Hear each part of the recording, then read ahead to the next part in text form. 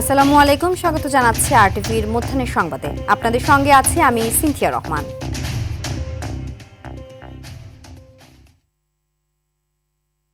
কক্সবাজারে পাহাড় ধসে ৮ রোহিঙ্গা ও এক বাংলাদেশি সহ ৯ জনের মৃত্যু হয়েছে।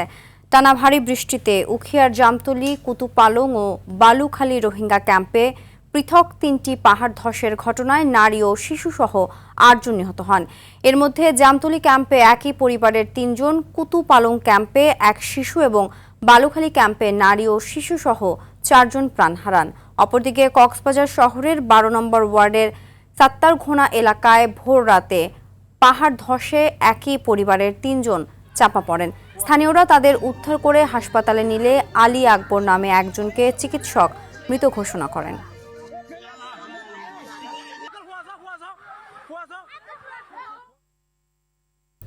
এদিকে মৌসুমী নিম্নচাপের প্রভাবে আজ দেশের অধিকাংশ এলাকায় বৃষ্টি ও বজ্রবৃষ্টির সম্ভাবনা রয়েছে বলে জানিয়েছে আবহাওয়া অধিদপ্তর। কোথাও কোথাও মাঝারি ধরনের ভারী থেকে অতি ভারী বর্ষণ হতে পারে। একই সঙ্গে উপকূলীয় এলাকায় ঝড়ো হাওয়া বয়ে যাওয়ার আশঙ্কায় ৪ সমুদ্র বন্দরকে ৩ নম্বর স্থানীয় সতর্ক সংকেত এবং দেশের ১২ অঞ্চলের নদী বন্দরকে ২ নম্বর নৌ হুঁশিয়ারি সংকেত দেখাতে বলা হয়েছে। কক্সবাজারে গত ২৪ ঘন্টায় ১৫০ মিলিমিটারের বেশি বৃষ্টিপাত রেকর্ড করেছে আবহাওয়া অধিদপ্তর। বঙ্গোপসাগরে অবস্থানরত সুস্পষ্ট লঘুচাপ ও সক্রিয় মৌসুমি বায়ুর প্রভাবে আগামী আরও ২ দিন ভারী বর্ষণ অব্যাহত থাকতে পারে। এদিকে নোয়াখালীর হাতিয়াতে সকাল থেকে গুড়ি গুড়ি বৃষ্টি হচ্ছে। বঙ্গোপসাগরে সৃষ্ট নিম্নচাপে উপকূলীয় জেলা ঝালকাঠিতে বৈরী আবহাওয়া বিরাজ করছে। সকাল থেকে ভারী বৃষ্টি ও দমকা হাওয়া বইছে। কুয়াকাটার উপকূলীয় এলাকায় গত ৩ দিন ধরে হালকা থেকে মাঝারি ও মুষলধারে বৃষ্টিপাত হচ্ছে।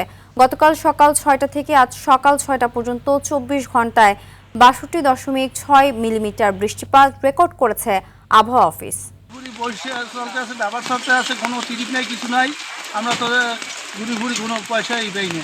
মুশকিল হয়ে পড়ে চলমুখী চলমুখী মেরাই জানেন না, কোনো ইনকাম নাই। বন্যার আবাস দেখাচ্ছে, রোডে প্যাকেট দেয়, আমরা রিক্সা নিয়ে বেরিয়ে হয়েছি। কামাল দিকে রোডে তো কোনো লোকজনই নেই, বাসা থেকে কেউ এই বৃষ্টির মধ্যে বাইরে নাই। নিম্নচাপে উপকূল অঞ্চলে সবশেষ পরিস্থিতি জানাতে ভোলা থেকে সরাসরি যুক্ত হচ্ছেন সহকর্মী অমিতাভ অপু। অপু, বৈরী আবহাওয়া সম্পর্কে আমাদের সর্বশেষ পরিস্থিতি জানাবেন।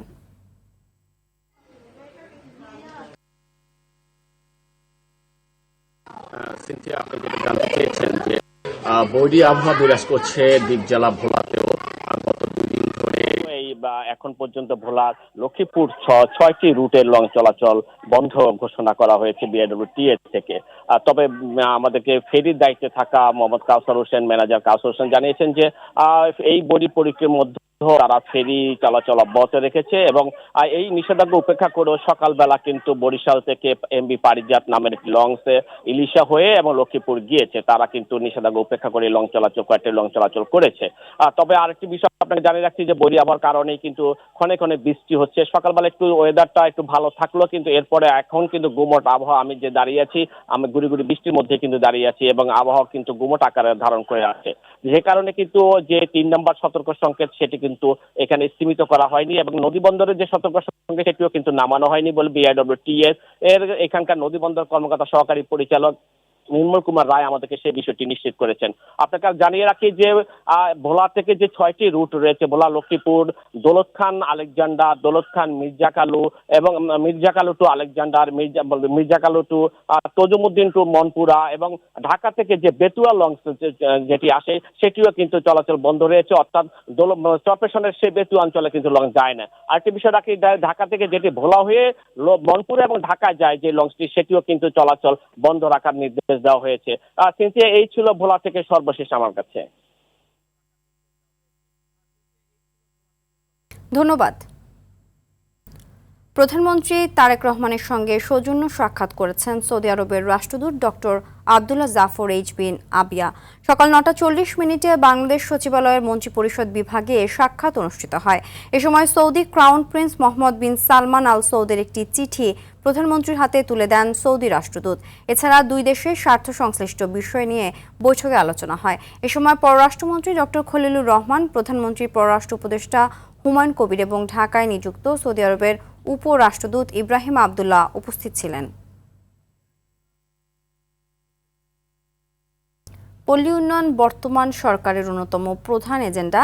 নির্বাচনী প্রতিশ্রুতি অনুযায়ী পল্লী উন্নয়নে নির্বাচিত সরকার কাজ করছে বলে মন্তব্য করেছেন স্থানীয় সরকার মন্ত্রী ও বিএনপি মহাসচিব মির্জা ফখরুল ইসলাম আলমগীর।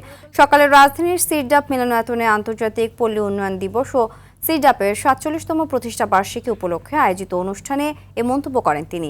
বলেন, অন্তর্ভুক্তিমূলক উন্নয়নে গুরুত্ব দিচ্ছে সরকার। ফ্যামিলি কার্ড সহ নানা মাধ্যমে প্রান্তিক মানুষের উন্নয়নে কাজ করছে সরকার। উল্লেখ করে গ্রামীণ জনপদের উন্নয়নে সরকার বদ্ধপরিকর বলে জানান মন্ত্রী। এ সময় প্রান্তিক পর্যায়ে উদ্যোক্তা ও জলবায়ু পরিবর্তন মোকাবেলায় সিরডাপের কাজ প্রশংসনীয় বলেও জানান তিনি।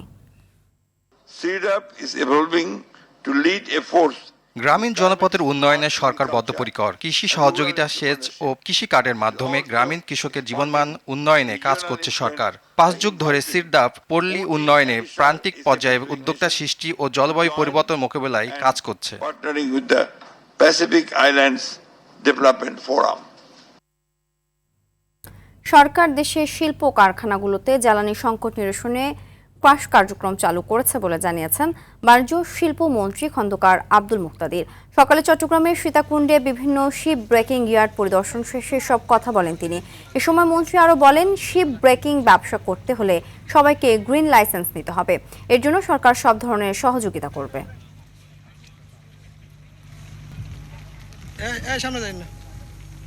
জ্বালানির ব্যাপারটা আমরা উত্তরাধিকার সূত্রে পেয়েছি। এটা সমাধানটা এত সহজ না, কারণ আমরা যে পরিমাণ গ্যাস ব্যবহার করি এখন প্রায় ১৬০০ MMCFD আমাদের শর্টেজ থাকে। ইচ্ছা করলেও এটা নাটকীয়ভাবে বৃদ্ধি করা যাবে না। সরকার বিভিন্ন ক্র্যাশ প্রোগ্রাম নিয়ে চিন্তা করছে, আমরা কিছু ফিজিবিলিটি স্টাডি করছি, দ্রুত কি উপায়ে অধিকতর গ্যাসের যোগান দেওয়া যায়, এগুলো নিয়ে আমরা কাজ করছি। সংবিধানের পঞ্চদশ সংশোধনীর কিছু অংশ বাতিল করে হাইকোর্টের দেয়া রায়ের বিরুদ্ধে আপিলের শুনানি চলছে। সকালে প্রধান বিচারপতির নেতৃত্বাধীন ৪ সদস্যের আপিল বেঞ্চে শুরু হয় এ শুনানি। এর আগে পৃথক দুটি রিট আবেদনের চূড়ান্ত শুনানি শেষে ২০২৪ সালের ১৭ ডিসেম্বর পঞ্চদশ সংশোধনীর কিছু অংশ অসাংবিধানিক ও বাতিল করে রায় দেয় হাইকোর্ট। সেই আপিল ৩টি শুনানির জন্য আজ আদালতে উঠেছে। ২০১১ সালের ৩০ জুন জাতীয় সংসদে পঞ্চদশ সংশোধনী পাশ হয়। এর মাধ্যমে শেখ মুজিবুর রহমানকে জাতির জনক হিসেবে স্বীকৃতি, তত্ত্বাবধায়ক সরকার ব্যবস্থা বাতিল এবং নারীদের জন্য সংরক্ষিত আসন সংখ্যা ৪৫-এর স্থলে ৫০ করা হয়।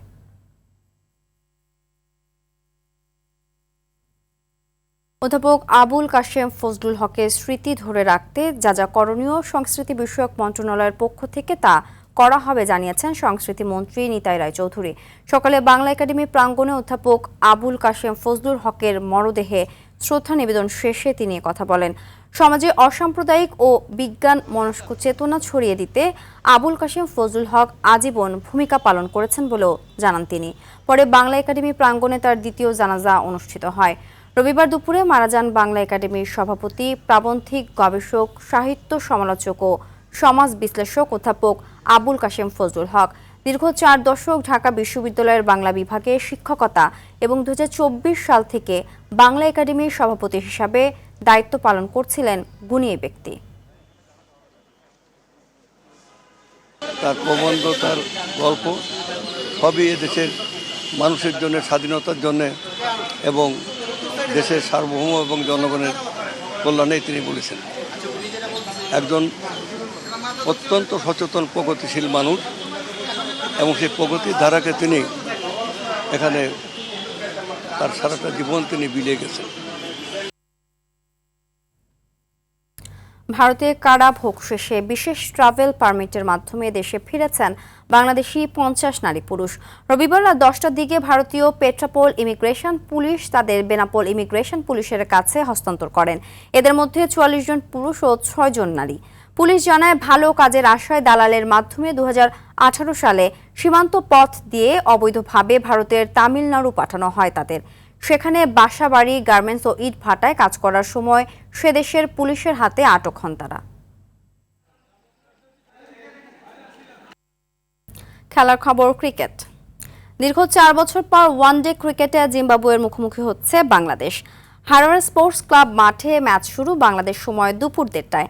একদিনের ক্রিকেটে সর্বশেষ 4 সিরিজের সবগুলোই জিতেছে বাংলাদেশ। 2025 সালের অক্টোবরে আফগানিস্তানের কাছে হারের পর ওয়েস্ট ইন্ডিজ, পাকিস্তান, নিউজিল্যান্ড ও অস্ট্রেলিয়ার বিপক্ষে ওয়ানডে সিরিজ জিতেছে টাইগাররা। সিরিজের একমাত্র টেস্টে দলের কয়েকজন মূল পেসারকে বিশ্রাম দিয়েছিল বাংলাদেশ। তবে ওয়ানডে সিরিজে পূর্ণ শক্তির দল নিয়েই মাঠে নামবে ফিল সিমন্সের দল। এদিকে ঘরের মাঠে একমাত্র টেস্ট জয়ের পর ওয়ানডে সিরিজের দিকে চোখ জিম্বাবুয়ের।